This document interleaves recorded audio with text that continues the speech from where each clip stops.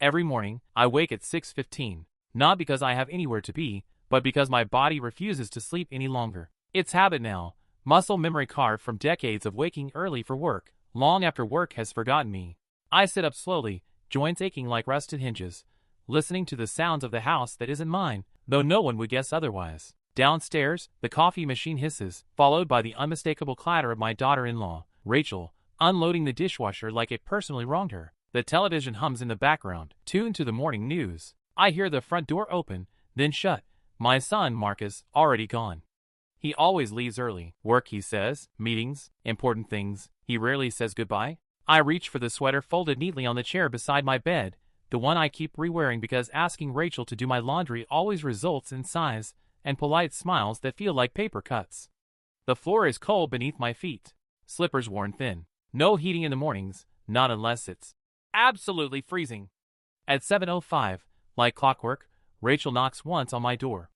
Not out of care, but as a checkpoint, making sure the old man's still breathing. "Breakfast in 10, she says, voice flat as linoleum. I shuffle down the hallway 15 minutes later. The kitchen smells faintly of toast and disinfectant. A plate waits for me at the corner of the table, plain oatmeal, no milk, no sugar. "Healthier this way," she told me once. I didn't argue. Rachel doesn't sit with me. She floats around the kitchen, answering work emails on her phone while sipping coffee from her mug that says, "Mama needs wine." She doesn't look at me when she speaks, only tosses words in my direction like someone feeding stray birds. "You remember it's the 5th today, right?" she says finally. I nod, spoon halfway to my mouth. "The rent's due." "I haven't forgotten." "Good," she replies. "Last month was a bit late." It wasn't. I checked. Twice. After breakfast, I retreat to my room, where it's quiet, where the house doesn't pretend to love me. I sit in my chair by the window, watch the neighbor mow his perfect lawn. Think about how strange it is to pay rent to your own son. But they don't know that. No one does. Not Marcus. Not Rachel. Not even the bank, really.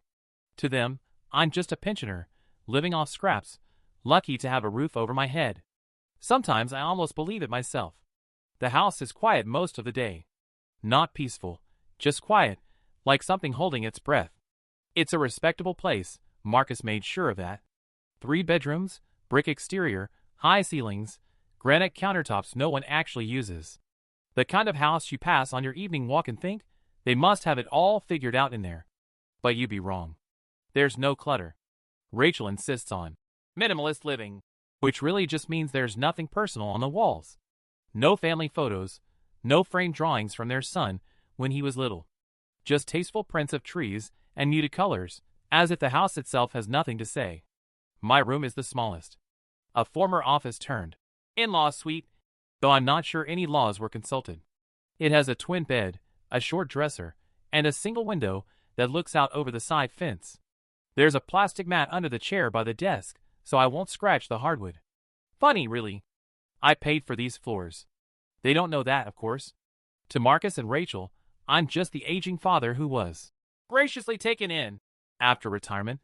Someone who pays rent to stay out of a nursing home. Marcus likes to say it was the right thing to do.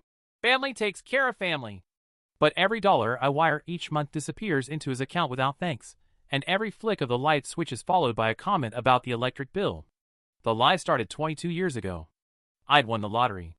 Nothing absurd, but enough to change things, just over $1.6 million. Vivian had already passed, and Marcus was still finishing grad school. I knew if I told him, it would vanish before I saw any of it. They always needed something. A new car. A small loan. Rachel's business idea that flopped in 6 months. So I didn't say anything. I bought this house through a trust. Told him a friend found a great rental deal. Said I could cover the rent, no problem. Marcus believed it because he wanted to. The lie gave him something to feel proud of. He'd taken in his old man, doing the right thing. I let him believe it. Now, all these years later, I still send money from one of my own accounts to another, masked as rent. A clean little fiction. Marcus thinks he owns this house. Walks through it like a king. Adjusts the thermostat like he's paying the bill. But the deed is in my name. Has been since the day we moved in. And yet, every time I flip a light switch, I feel like I should apologize. It happened on a Thursday. I remember because I'd just come home from the hardware store, a new set of pliers in one hand and a scratch-off ticket in the other. Bought it on a whim at the counter. One of those cheap ones with gold foil and a name like Lucky Streak. It was raining. Vivian was still alive then, sitting in her chair by the window with a blanket over her knees. I scratched it off at the kitchen table, more out of habit than hope. 6 numbers. All matching. My hand started shaking. I thought I'd read it wrong. I showed it to Vivian. She squinted at it, then looked up at me and said very plainly, "Well, what now?" That night, we sat on the couch without the TV on. We didn't celebrate. We planned. She was always the practical one. $1.6 million isn't as much as people think, not if you're trying to stretch it over a few decades and 2 grown kids with bottomless hands. Weston was already drowning in debt. Marcus was chasing some startup that would collapse in a year. Vivian knew them. She said it straight. "If we tell them, we'll never see a dime of this." We made a pact. Quiet. Keep the money in a high-interest account. Use it wisely. Help if needed, but never let them know where it came from. Then, only a year later, she was gone. Cancer, swift and cruel. I didn't touch the money for almost a year. I couldn't bring myself to. Then Marcus called, said Rachel was pregnant, said they were looking for a house. Asked if I could move in with them so they wouldn't have to find a place with a mother-in-law suite. Said I could pay a little rent, just enough to help with the mortgage.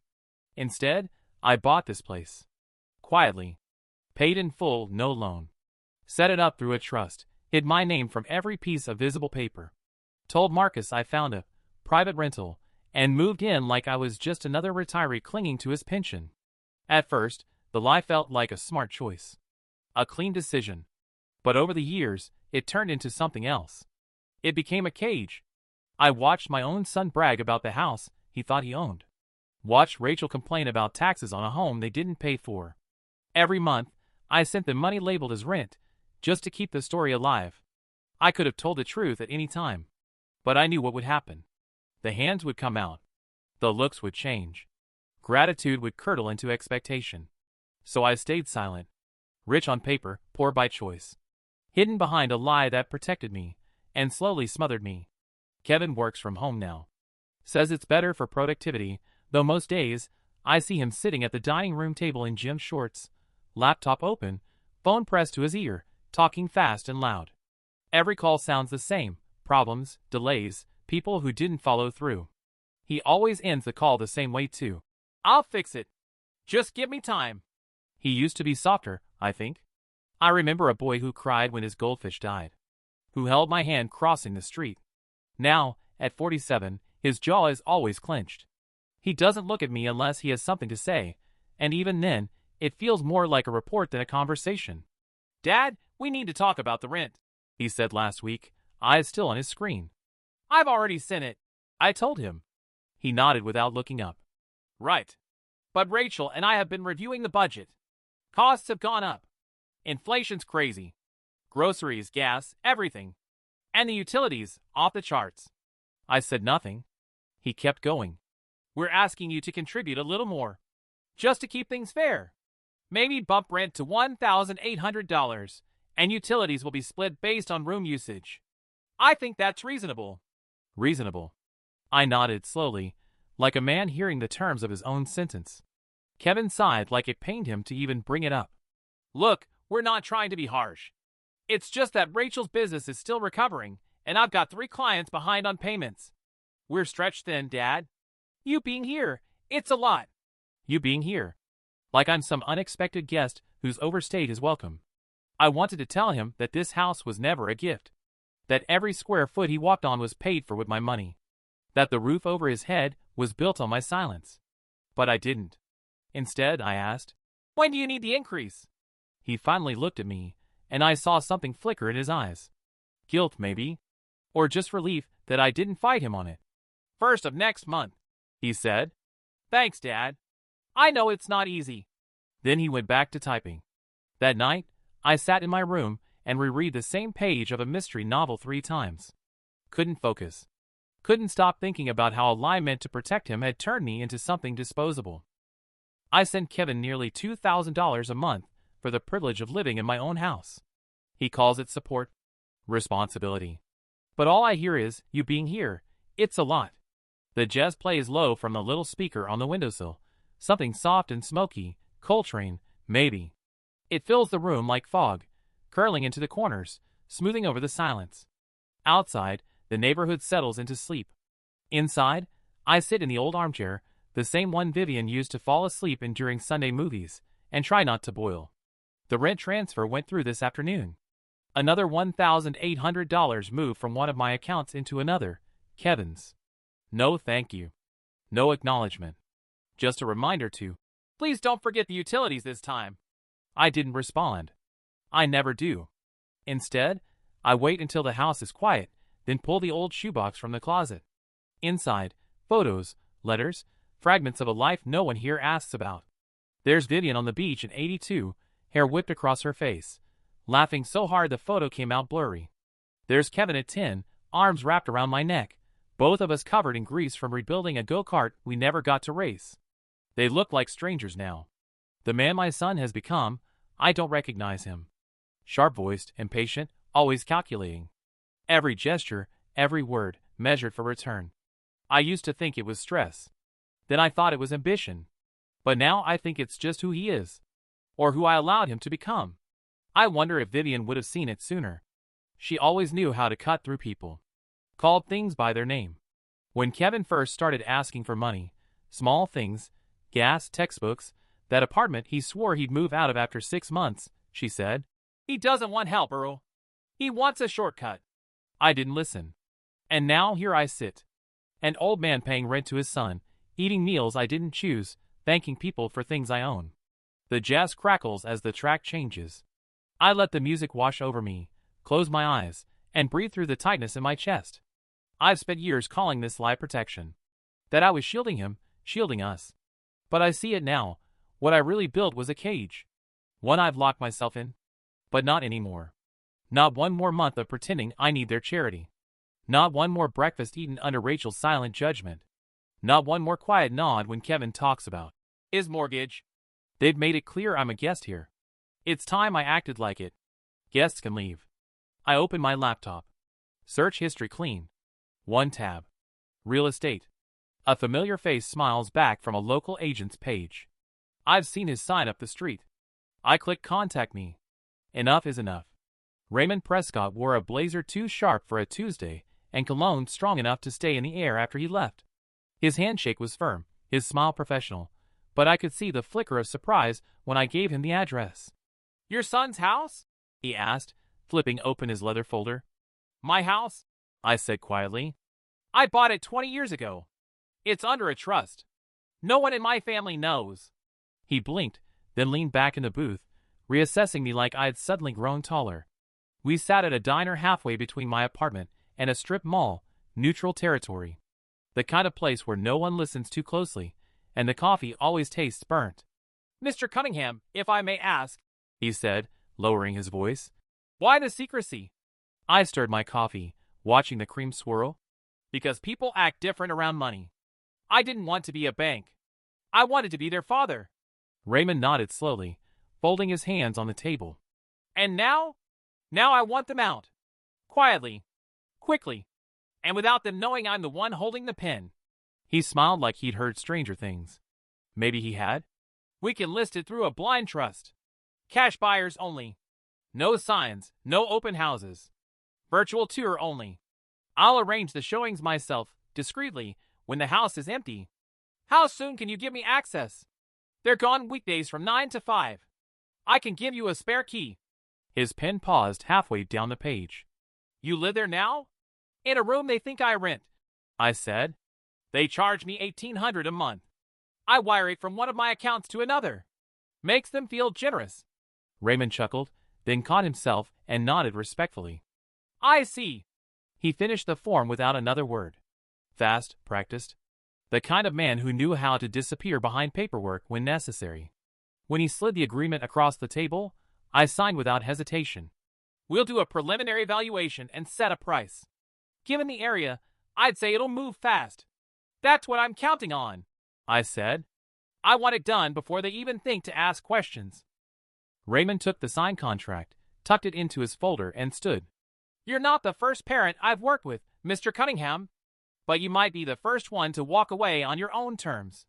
I didn't answer, just nodded and watched him leave, the door swinging closed behind him. Outside, the sky was gray, humid with the promise of summer rain.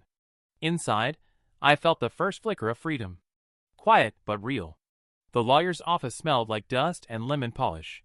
A low hum filled the room, some air purifier in the corner, or maybe just the sound of bureaucracy breathing. I sat across from a woman named Cheryl, who wore glasses on a chain and spoke with the quiet precision of someone who made a living keeping other people's secrets. She slid the documents across the table. The trust will be listed as the seller. You'll remain anonymous on all surface records.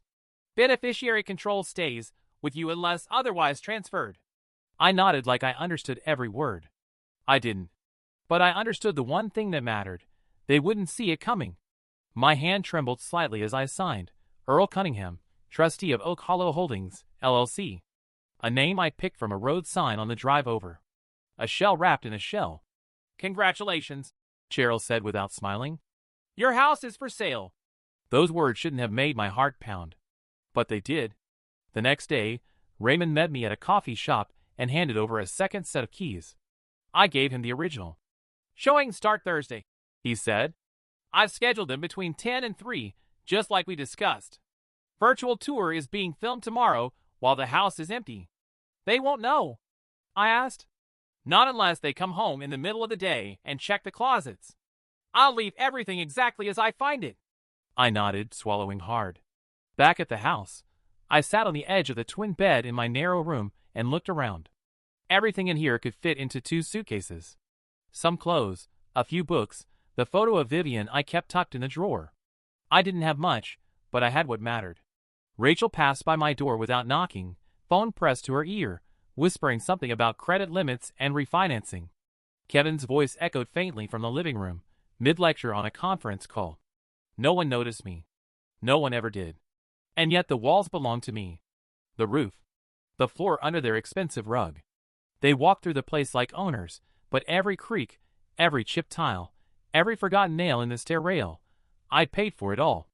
Now I was selling it piece by piece, quietly, with the same steady hands that wired the outlets and changed the locks when we moved in. Freedom, I found, doesn't always feel like a grand gesture. Sometimes it feels like signing a document no one else will see. Sometimes it feels like slipping a key into someone else's hand and saying nothing. But underneath the calm, there was fear. Not that they'd find out. That they never really saw me to begin with. Avery knocked gently before opening the door, like she always did. Grandpa, you said you needed help going through some things? She stood there in her college hoodie, hair pulled up, eyes soft. I nodded and motioned to the boxes I'd stacked in the corner. Just clearing out some clutter, I said. Old man's got too much junk. She smiled, already moving toward the dresser. Want me to start with this drawer? I nodded again, and we worked in quiet rhythm. She folded shirts I didn't plan to take. Stacked books I'd already reread a dozen times. Her hands moved easily, with care, but without understanding. She didn't know she was helping me leave. I kept my back to her as I opened the closet. Inside hung the same 5 shirts, the same 2 sweaters, 1 pressed suit I hadn't worn since Vivian's funeral. I reached up and pulled down the shoebox from the top shelf. Inside were the things no one asked about anymore. A dried corsage from our anniversary at the Seaside Inn. A movie ticket from 1984, faded to near white. A letter I never mailed. And the photo, Vivian in her garden, holding up a tomato like it was gold. She used to sit in this room with me when it was first built. Back when the walls still smelled like paint, and we joked about being the grandparents in residence. I'd find her curled in a chair, book in hand, one leg tucked beneath her. She'd look up and say, You realize they'll forget this was your house someday, right? I didn't believe her then. Avery was humming now, some tune I didn't recognize. She paused to hold up a faded necktie. Should I keep this or donate? Donate, I said. No need for ties where I'm going. She laughed, thinking I was making another joke about aging. I smiled along with her. I folded Vivian's photo into an envelope and tucked it into my bag. Everything else could be replaced. Or forgotten.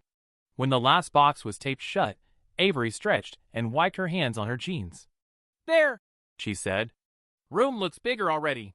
I looked around. Empty shelves. Bare desk. The chair still by the window, but lonelier now. Thanks, sweetheart, I said. Couldn't have done it without you. She gave me a kiss on the cheek and said she'd see me tomorrow. She didn't notice the keys missing from the hook by the door, or the quiet way I stood for a long time after she left, hand resting on the wall like I was trying to feel its heartbeat. This house never loved me back, but I loved it, because she did. And now, I was finally ready to leave it behind. The apartment was smaller than I remembered apartments being. 1 bedroom, a galley kitchen, and a window that faced a brick wall. But it was mine. The key turned in the lock with a satisfying click, and when I stepped inside, no one frowned at me for leaving a light on. The floor creaked in honest places. The fridge buzzed a little too loudly. The bathroom tiles were chipped, and the water pressure in the sink made a sound like it was trying too hard. It wasn't much, but it didn't need to be. I sat on the edge of the bed and let out a breath I hadn't realized I'd been holding since Vivian died. That first morning, I walked to the corner store with a canvas bag and a grocery list I'd scribbled on the back of a napkin. Bread, eggs, real butter, coffee, not the cheap decaf Rachel bought for your heart, but the strong stuff I used to drink with Vivian on the porch. The cashier didn't call me Sir or Dad or Earl. She just rang up my groceries and handed me the change. I walked home slow, bag swaying gently in my hand, the morning sun soft on my shoulders. I cooked breakfast in silence. Real bacon, 2 fried eggs, toast with butter that melted all the way through. No one told me about sodium levels. No one watched me chew like I was a liability. I sat at the tiny kitchen table, drinking coffee from a mug I picked out myself, and for the first time in years, I didn't feel like I was taking up space I hadn't earned. The walls were blank, still waiting for pictures. The drawers were half empty. I only brought what mattered. Vivian's photo. A couple books. The old radio, which now sat on the windowsill picking up faint jazz through the static. When the sun dipped low that evening, I stood by the window with a cup of tea and looked out at the street below. It was nothing special. A few cars. A woman walking her dog. A group of kids shouting at each other over bikes. But there was peace in it. A kind of quiet that didn't ache. I wasn't anyone's problem here. I wasn't a bill to be paid or a burden to be discussed behind closed doors. I was just a man in a small apartment, living alone. And that was enough. More than enough. The phone rang just after noon. I was sitting by the window with a paperback in my lap and a sandwich on the plate beside me, half eaten, the crusts curling. The name on the screen, Kevin. I stared at it for a long moment before I picked up. "What the hell is going on?" he barked, skipping right over any greeting. His voice already shaking with fury. "Some realtor just showed up, said the house is sold? That we have 30 days to get out? Is this a joke?" I let a silence stretch between us before I answered. "No joke. You knew about this?" "I am this," I said, quiet and clear. "The house was mine, Kevin. Always has been." There was a long pause on his end. Then a low, disbelieving laugh. No, that's not possible. You rented that room. You said. I said what you needed to hear. What kept the peace. But I bought the house years ago. With money you didn't know I had. I just never told you." He went silent again. I could almost hear him doing the math, scrambling to make it make sense. "You're telling me you lied to us for years?" he finally said. "You let us believe we were helping you. You let us." "I let you feel proud," I said. "And you made sure to charge me rent for it. Every month. $1,800, Kevin. Plus utilities." "You're twisting this," he snapped. "We took you in. We didn't have to. Rachel and I. You didn't take me in," I said, the edge in my voice rising for the first time. "You moved into my house. You fed me watery oatmeal and watched every watt of electricity like I was bankrupting you. All while calling it generosity. This is insane," he said, his voice climbing. "You're throwing your own family out on the street?" "No. I'm selling my house. You have 30 days. That's more time than you gave me when you threatened to raise my rent." He didn't respond right away. When he did, his voice had changed. Cooler. Calculating. "What did you sell it for? Does it matter?" "It matters," he said. "If you're just walking away from all of us, from your family, then yeah, it matters." I stood from the chair and walked to the kitchen, phone still pressed to my ear. "I'm not walking away," I said. "I've been invisible in that house for years. I'm just done pretending it felt like home." He was breathing heavy now, like a man cornered. "You'll regret this, Dad.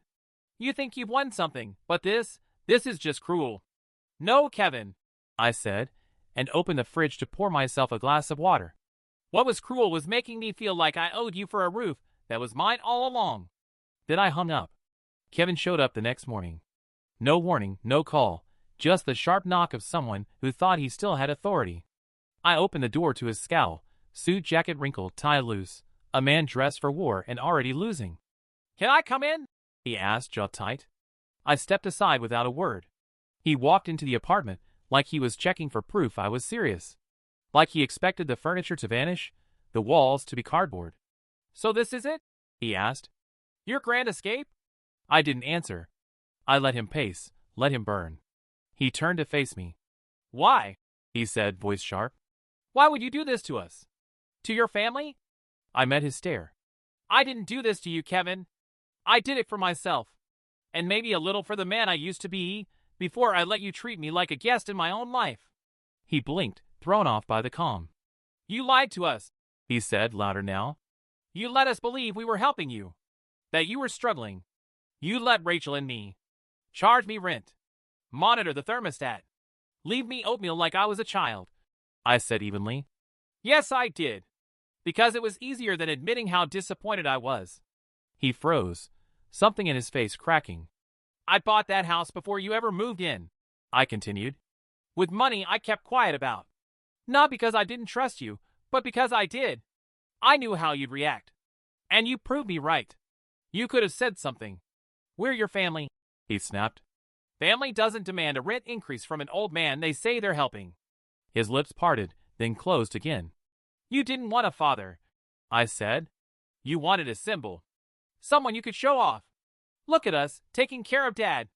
But only as long as it cost you nothing. The moment I asked for warmth, or space, or respect, it became a debt." He sank into the chair like someone had cut the strings holding him up. "You blindsided us," he said, quieter now. "No," I replied.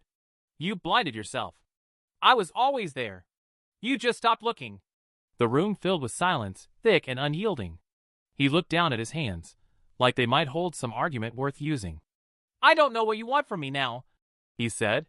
"Nothing," I said. "That's the point." He stood, suddenly older than I remembered, tired in a way that came from more than just a bad night's sleep. As he walked to the door, he paused.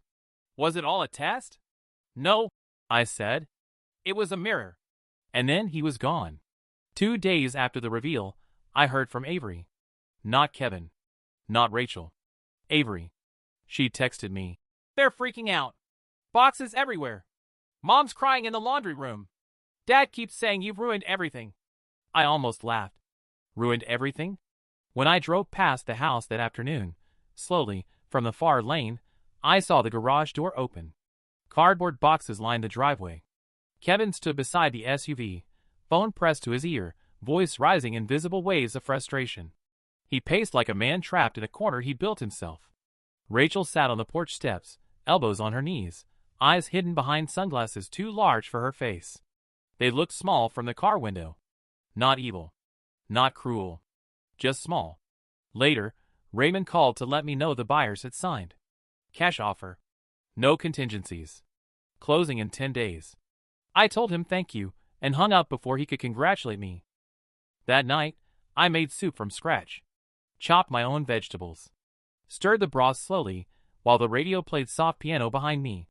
I ate at the little table by the window, watching the streetlights flicker on one by one.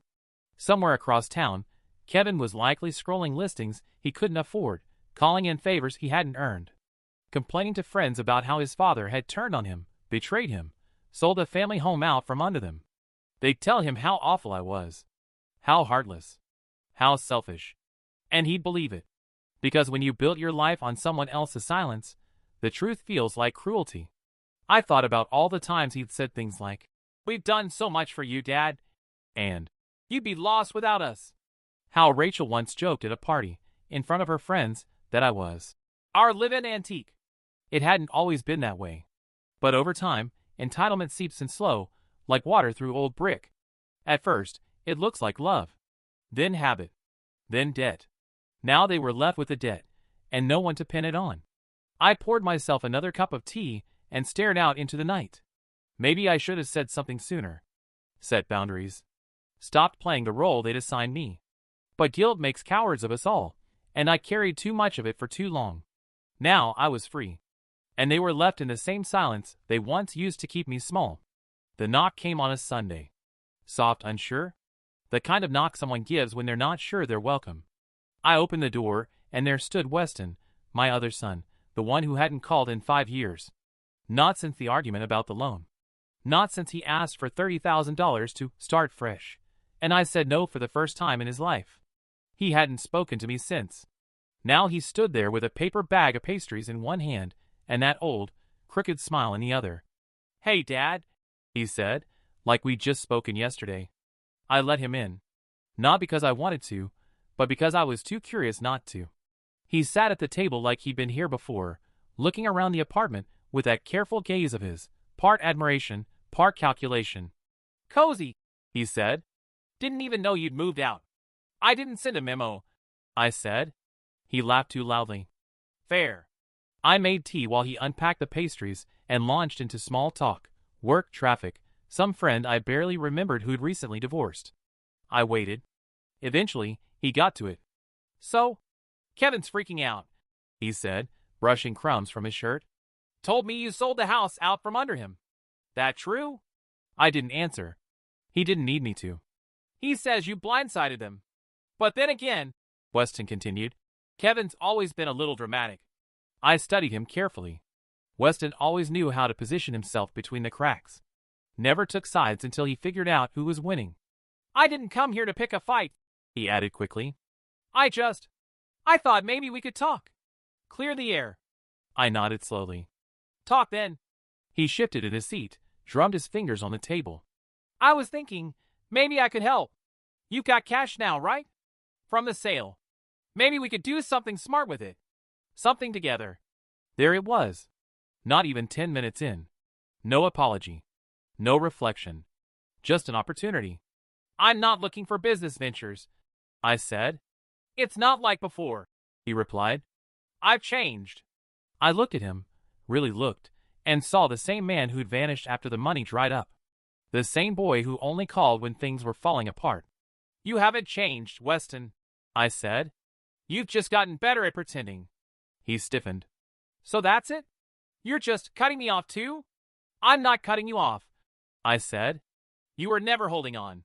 He stood, insulted but not surprised. "You always played favorites." "No," I said calmly. "I just stopped playing." He left without taking the pastries. I poured myself another cup of tea and watched the door swing shut. One more ghost I didn't need to carry. Avery showed up on a Wednesday afternoon, carrying iced coffee in one hand and a tote bag slung over her shoulder, filled with books and half-folded papers. She didn't knock, just let herself in like always, the way Vivian used to say family should. "Grandpa," she called from the doorway. "You decent?" "Barely," I said, and she laughed as she stepped inside. She sat cross-legged on the couch like she had when she was 5, except now her knees reached higher and her face held something wiser behind the freckles. She looked around the apartment and then back at me. "So," she said, "you really sold it?" I nodded. "I heard Dad yelling about it on the phone last night. Said you lied to everyone." "I did," I admitted. "For a long time." She didn't say anything right away. Just sipped her coffee and waited. "I bought that house," I said, "years ago. With money I never told anyone about. I let them believe I was struggling. Let them believe they were helping me." "Why?" she asked, not accusing, just curious. "Because I didn't want to be seen as a bank. Or a wallet. I wanted to be their father. Their family." She nodded slowly. "And they treated you like a tenant." I smiled, not because it was funny, but because it was true. "You always noticed more than you let on." Avery looked down at her hands. "I used to hear them argue about you. Like you were a chore. A bill. But you never said anything. I thought maybe you just didn't care." "I cared," I said. "Too much, maybe." She leaned back against the cushions and let out a quiet breath.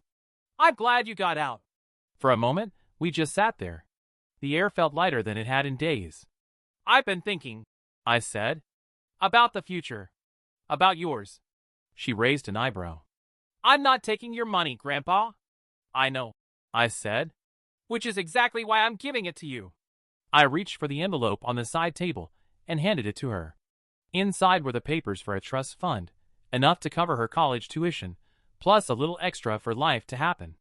She opened it, skimmed the first page, then looked up at me with tears she didn't let fall. You didn't have to do this, she whispered. I know, I said, but I wanted to do something for someone who never expected anything. She leaned forward and hugged me, long and quiet. When she left, the apartment felt full, not empty. That night, I slept with the window open and the jazz turned low. For the first time in a long time, I dreamed of the future.